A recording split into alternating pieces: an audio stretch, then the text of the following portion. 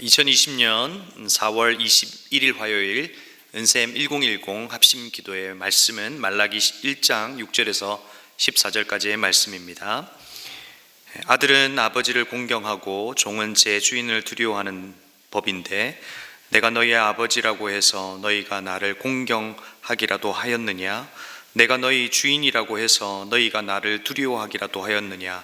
난 만군의 주가 말한다. 제사장들아, 너희가 바로 내 이름을 멸시하는 자들이다. 그러나 너희는 우리가 언제 주님의 이름을 멸시하였습니까? 하고 되묻는다. 너희는 내 제단에 들어온 빵을 바치고 있다. 그러면서도 너희는 우리가 언제 제단을 더럽혔습니까? 하고 되묻는다. 너희는 나 주에게 아무렇게나 상을 차려 주어도 된다고 생각한다. 눈먼 짐승을 제물로 바치면서도 괜찮다는 거냐? 절뚝거리는 거나 병든 짐승을 제물로 바치면서도 괜찮다는 거냐? 그런 것들을 너희 총독에게 바쳐 보아라. 그가 너희를 반가워하겠느냐? 너희를 좋게 보겠느냐? 나 만군의 주가 말한다. 제사장들아, 이제 너희가 하나님께서 우리에게 은혜를 베풀어 주십시오 하고 간구하여 보아라.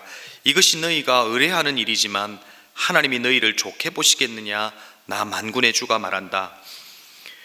너희 가운데서라도 누가 성전문을 닫아 걸어서 너희들이 내 제단에 헛된 불을 피우지 못하게 하면 좋겠다.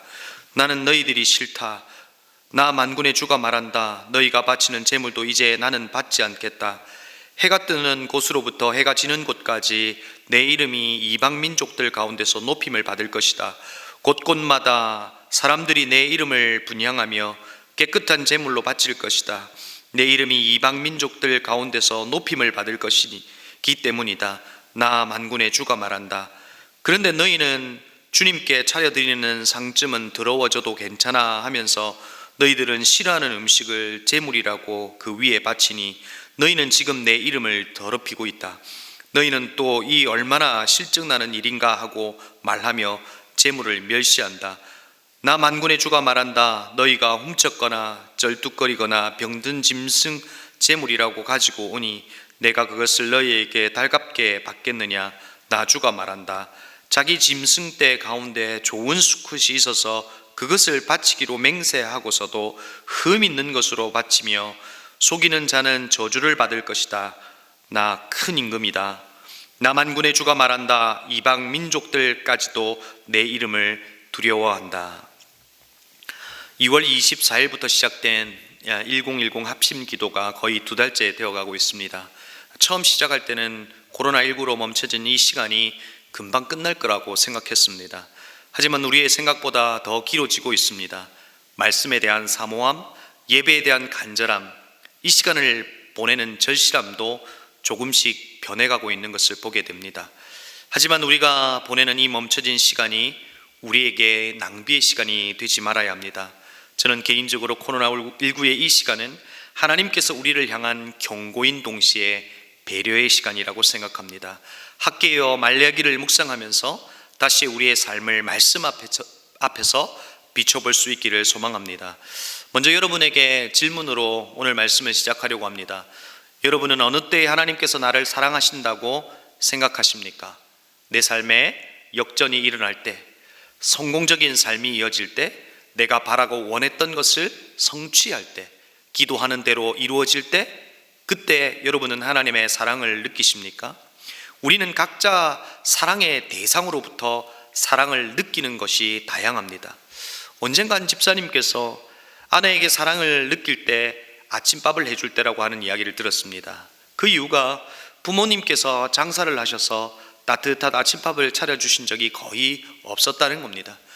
그래서 아내가 김이 모락모락 나는 아침밥을 차려주실 때, 줄 때 사랑을 느낀다, 이렇게 말하는 것을 들었습니다.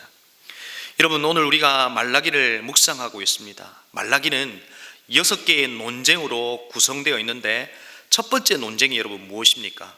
하나님께서 나를 사랑하셨습니까? 라고 반문하고 있었다는 겁니다. 또한 말라기의 전제가 또한 무엇입니까? 하나님이 언약 백성을 사랑하신다 하는 것입니다. 그것을 아버지와 아들의 관계로 말라기를 시작하며 이야기를 하고 있습니다. 그러나 이스라엘 백성이 사랑이신 하나님께로부터 사랑을 느끼지 못하고 하나님께서 언제 우리에게 사랑하셨습니까? 라고 묻고 있는 겁니다. 논쟁을 걸어오고 있는 겁니다. 여러분, 짧게 정리하면 어떻습니까? 이들이 바벨론으로부터 포로로 돌아온 지 100년이 지났습니다. 새 예루살렘에 대한 기대가 있었습니다. 성전도 재건되었습니다. 통일된 이스라엘, 정의가 바로 서게 될 것이라고 하는 이 부푼 꿈이 그들에게 있었습니다. 그런데 여전히 페르시아의 속국이고 가난에서 벗어나지 못한 현실 속에 그들에게 신앙의 회의가 있었던 겁니다. 하나님은 살아 계신가? 하나님은 도대체 우리를 사랑하시는가? 하는 그런 질문이 그들에게 있었다는 겁니다. 그런 이스라엘을 향해 하나님께서 오늘 반대로 물으시는 겁니다. 너는 나를 사랑했느냐라고 논쟁을 거시는 부분이 바로 오늘의 말씀입니다. 이스라엘은 자신에게 벌어지는 고통의 원인을 하나님께로 돌리고 있는 겁니다. 그러나 하나님은 그 원인을 어디에서 찾고 있습니까? 말라기는 크게 5가지로 지적하며 말해줍니다. 첫 번째는 제사장의 타락, 그리고 자폰, 11조, 안식일을 거룩히 지키지 않는 것, 그리고 사회적 압제를 이야기하고 있습니다. 하나님 사랑과 이웃 사랑의 큰 맥락 속에서 볼 때 사회적 압제에 대한 이야기는 이웃 사랑의 부분이지만 나머지는 하나님의 사랑의 그 율법의 큰 맥락 속에서 이해해 볼 수 있다는 겁니다. 하나님께서 내가 너희로부터 나를 사랑하는지 확인할 수 없다라고 말씀하는 겁니다. 여러분, 하나님을 사랑하는 것 무엇으로 증명할 수 있습니까? 오늘 말씀을 통해서 볼 때 하나님은 예배를 통해서 그리고 제사를 통해서 하나님을 사랑하느냐 확인하고 싶었던 것 같습니다. 그런데 여러분, 그들이 제사를 드리지 않았을까요? 아닙니다. 드렸습니다.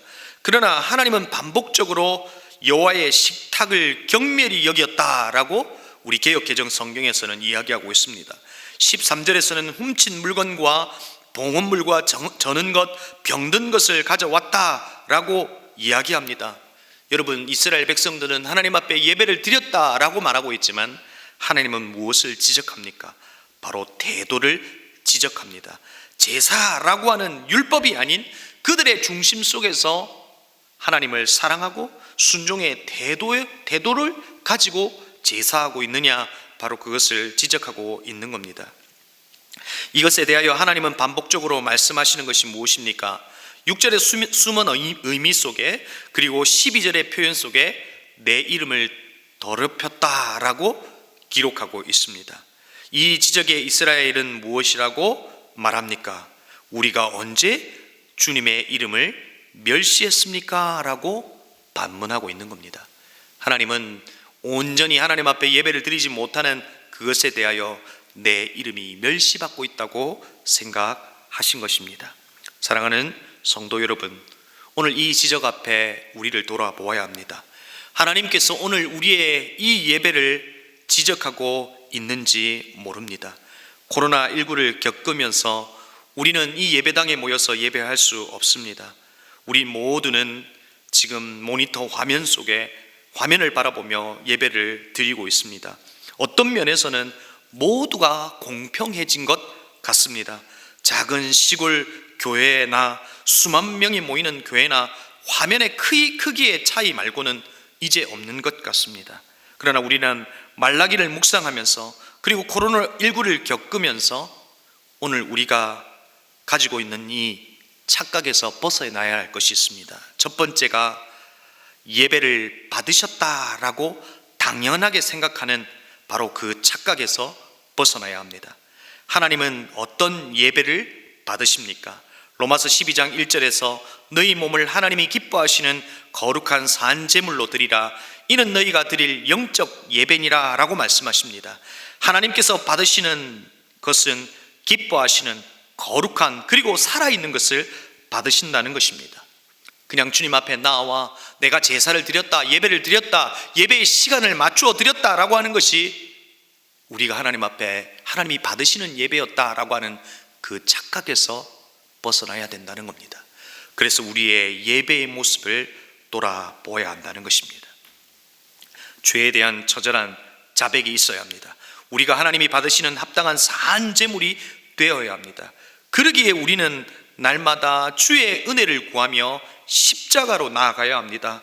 십자가에서 나는 죽고 주로 다시 살 때 주님이 받으시는 삶, 주님이 받으시는 예배가 될 수 있다는 겁니다.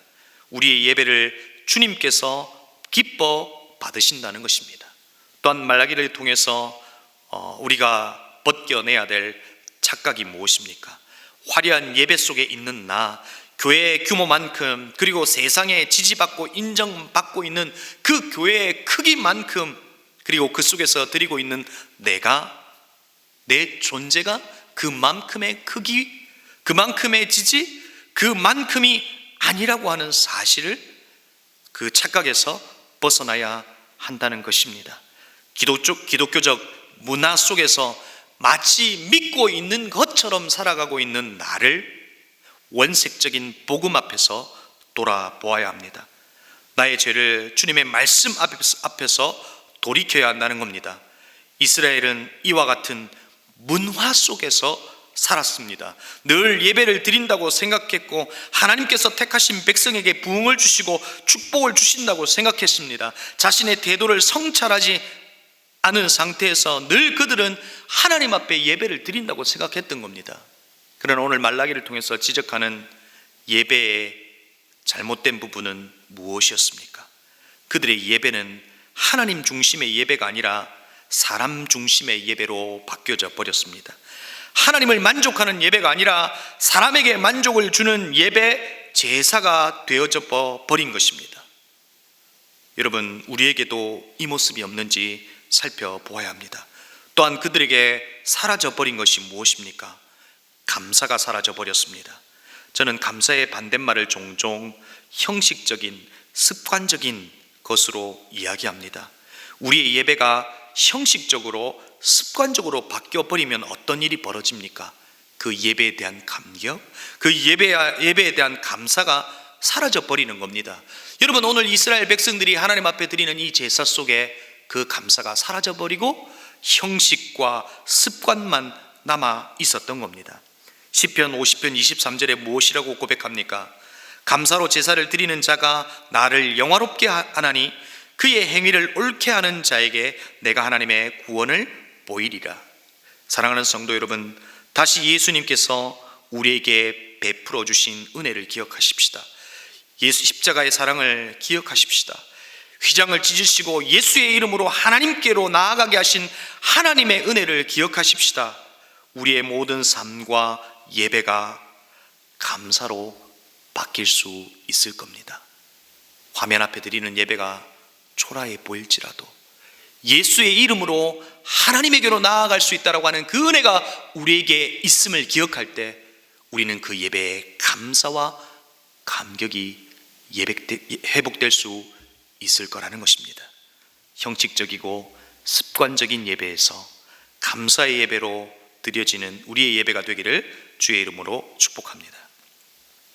하나님은 이와 같은 이스라엘의 모습의 주된 원인을 무엇으로 지적하고 있습니까? 이 예배의 타락의 주된 원인을 무엇이라고 지적하고 있느냐는 것입니다. 오늘 우리가 보았던 말씀의 6절과 그리고 2장 1절의 원문의 시작은 제사장들아 라고 시작합니다. 예배의 타락 이전에 제사장의 타락이 있었다는 겁니다. 제사장은 왕정시대 이후에 제사를 드리는 것 외에 민족 지도자들이었습니다. 그러나 그들이 타락했다는 겁니다. 하나님의 율법의 핵심을 놓쳐버렸고 잘못된 제사를 바로잡지도 않았다는 겁니다. 그러기에 백성들이 드리는 예배는 형편없는 것은 당연한 겁니다. 분열 왕국 시대 북이스라엘의 여로보암 왕이 레위 자손이 아닌 일반 백성을 제사장으로 임명했습니다. 율법에 정한 방식이 아닌 자기 마음대로 예배를 했던 그들이 400년이 지났음에도 불구하고, 그리고 바벨론 포로를 통해 돌이킴의 역사가 있었음에도 불구하고 여전히 변화되지 않았다는 것입니다. 이것에 대하여 하나님이 진노하시겠다라고 말씀하고 있는 겁니다. 그러나 여러분, 하나님의 진노의 목표는 무엇입니까? 멸망입니까? 아니면 11조를 받으시는 것입니까? 아닙니다. 구약의 마지막 말라기 4장 말씀이 무엇입니까? 그가 아버지의 말씀을 자녀에게로 돌이키게 하고 자녀들의 마음을 그들의 아버지에게로 돌이키게 하리라. 하나님의 마음은 아들이 아버지에게로 돌아오는 겁니다. 수없이 많은 것을 사랑하는 그들이 이제 하나님을 사랑의 대상으로 찾게 되는 때를 하나님은 기다리고 있는 겁니다. 그러나 예수님을 믿는 우리 모두가 아는 결론이 무엇입니까? 이들이 하나님께로 돌아왔습니까? 아닙니다. 우리는 우리가 할 수 없다는 사실을 깨닫게 됩니다. 그래서 하나님은 예수 그리스도를 보내시고 십자가와 부활을 통해서 우리는 하나님에게로 갈 수 있도록 주님께서 은혜를 베푸셨습니다. 예수님의 은혜로 가능할 수 있도록 독생자 아들을 이 땅에 보내시고 십자가를 지신 사건을 우리는 기억해야 한다는 겁니다. 사랑하는 성도 여러분, 하나님의 마음을 헤아려 알았으면 좋겠습니다. 코로나19가 주는 의미는 다양할 수 있으나 잠시 멈추게 하시고 우리를 돌이키게 하시는 하나님의 경고인 동시에 배려라는 사실을 깨닫고 다시 주님에게로 나아가십시다. 주께로 돌아가십시다. 우리가 사랑하고 움켜쥐고 있는 것을 내려놓고 주님에게로 나아가 주님의 긍휼을 구하십시다. 주님 은혜를 베풀어 주십시오. 불쌍히 여겨주십시오. 그럴 때 하나님의 은혜와 사랑을 받아 누리는 저와 여러분이 되기를 주님의 이름으로 축복합니다. 오늘 말씀을 기억할 때 하나님 우리의 예배를 돌아보게 하시고 다시금 하나님을 향한 우리의 예배의 태도를 바꾸게 해달라고 말씀을 기억하며 기도하십시다. 두 번째는 우리 청년들과 다음 세대를 위해서 계속해서 기도하십시다. 가장 약한 이들입니다. 어려운 위기 속에 힘든 시간을 보내고 있는 청년들과 다음 세대들에게 하나님의 세임을 허락해달라고 함께 기도했으면 좋겠습니다. 기도하겠습니다.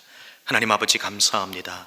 말라기 말씀을 통해서 우리를 돌아보게 하시니 너무나 감사합니다. 우리는 예배를 드렸다고 생각했습니다. 화려한 예배 속에 있는 나를 돌아보며 나는 그만큼 되는 사람이라고 생각했습니다. 그러나 오늘 말라기를 통해서 지적하시는 하나님의 말씀을 통해 우리를 돌아보게 하시고 정말 우리의 죄와 우리의 연약함을 주께 깨뜨려 신령과 진정으로 예배하는 예배의 삶을 회복시켜 주옵소서. 우리가 움켜쥐고 있는 그 모든 것을 내려놓게 하시고 예수 그리스도의 은혜를 기억하며 우리가 드렸던 그 예배 가운데 감사가 회복되게 하시고 주님께로 돌아가는 그리하여 하나님의 긍휼을 맛보는 우리가 되게 하옵소서. 감사하며 예수님의 이름으로 기도하옵나이다. 아멘.